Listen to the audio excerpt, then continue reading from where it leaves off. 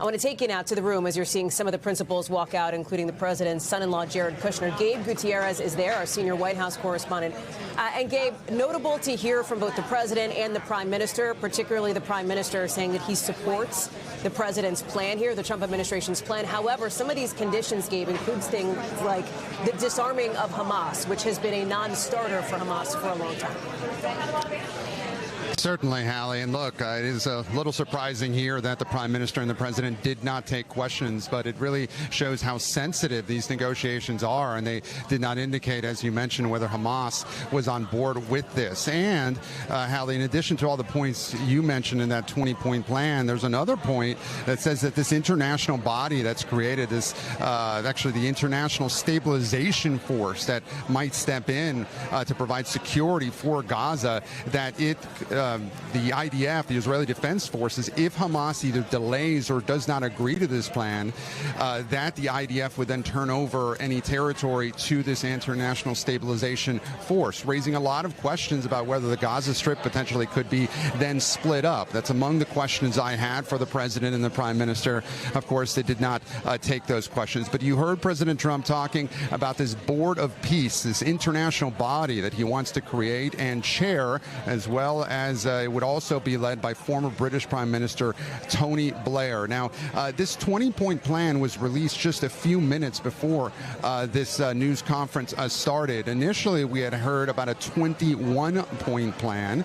This is a 20-point plan. The president often known for liking round numbers here. But another piece of information that we learned just before this news conference was that the Israeli prime minister, in a phone call with Qatar, had expressed, quote, deep regret about Israel conducting an airstrike inside Qatar, targeting Hamas leadership. It ended up killing a Qatari serviceman. The prime minister apologizing for that. Another question I had for Netanyahu was what convinced him to do so. Certainly, that may have been some sort of condition for Arab leaders to continue on with these negotiations. But Hallie, the president, no stranger to hyperbole, calling this one of the great days ever in civilization, putting forth this framework for a deal. But again, that big question, will Hamas agree to this?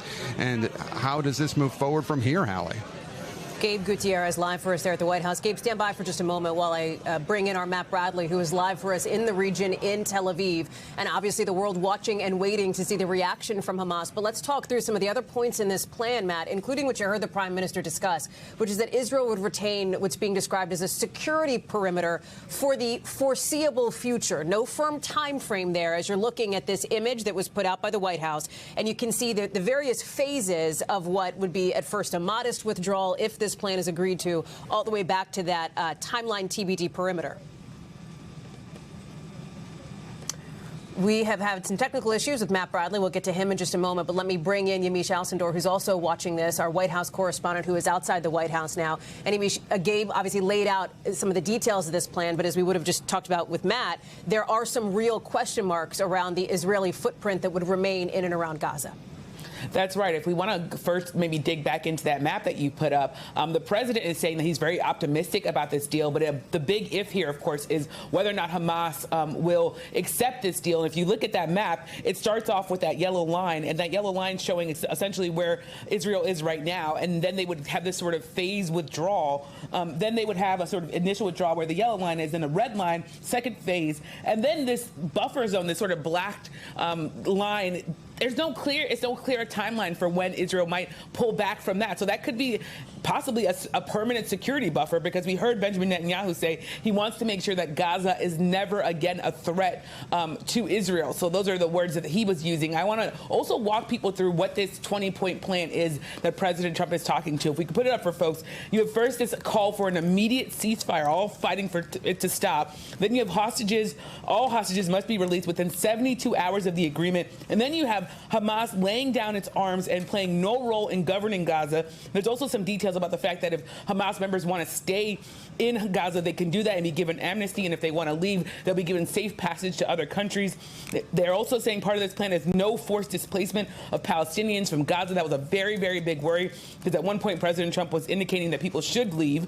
There's also going to be humanitarian aid administered by the UN, and then you have this temporary international stabilization force, which would essentially govern Gaza and step in to provide day-to-day services once Israeli forces pulled out. One other thing that the president said that was really, I think, striking in this press conference, if you can call it that, since they didn't take any questions, the president said that if Hamas does not agree to this, and he said this to Benjamin Netanyahu, you will have to do what you need to do. So that he's saying that if this doesn't go through, that Israel basically can do whatever it needs to do with the backing of the United States. So that's very striking language to hear, Hallie. Yamiche Alcindor, live for us outside the White House. Thank you. And on that, let me go back to Matt Bradley, who is with us now, I believe, from Tel Aviv. Matt, it's good to see you. And to Yamiche's point, what you also heard in that joint statement from, obviously, the American president, the Israeli prime minister, was essentially a green light for Israel to ramp up its offensive against Hamas in Gaza if Hamas does not agree. Help us understand some of the calculations on this. We've talked with Gabe, too, about how some of these conditions have been non-starters for Hamas in the past. Okay.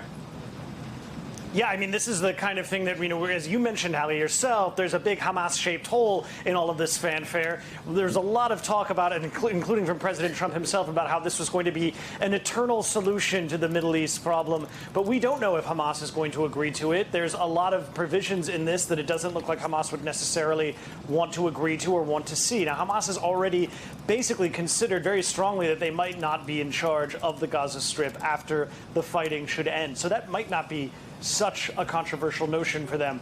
The idea that their members would have to give up their weapons and surrender, and that those who wouldn't would then be essentially deported to a third country might not sit well with Hamas either.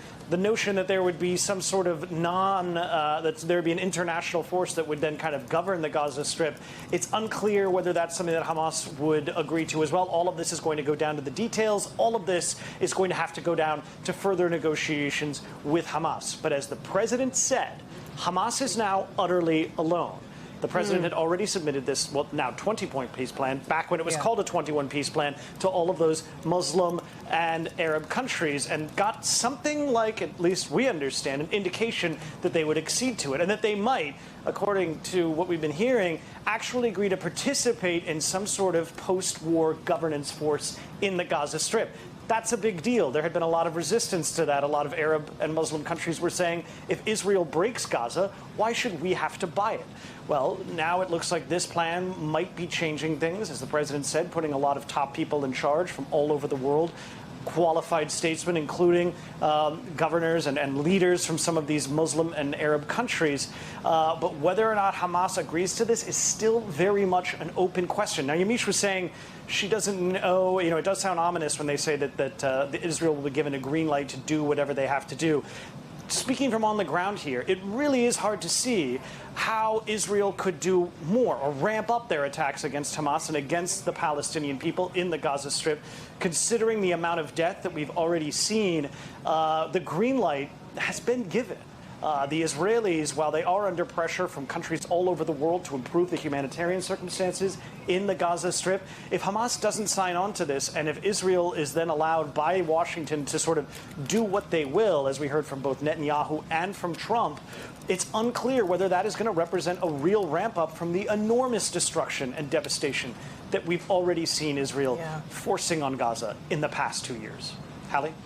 Matt Bradley, all of it, of course, as the prime minister faces his own political pressures back home. Matt Bradley, live for us in Tel Aviv. Thank you for being with us. Let me quickly go back to Gabe Gutierrez at the White House, because, Gabe, you heard the president reference. He's got another meeting of another critical issue on the domestic front here, and that is the looming government shutdown, just about 36 hours or so away. He's set to meet with the top 4 congressional leaders basically now, right?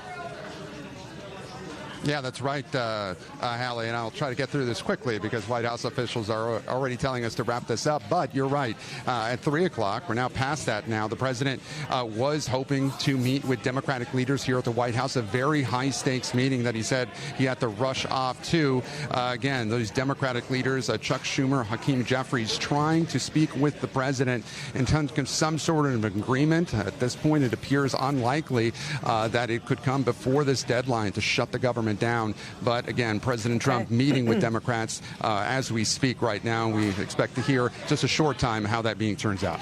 Okay. We thank you for watching, and remember, stay updated on breaking news and top stories on the NBC News app or watch live on our YouTube channel.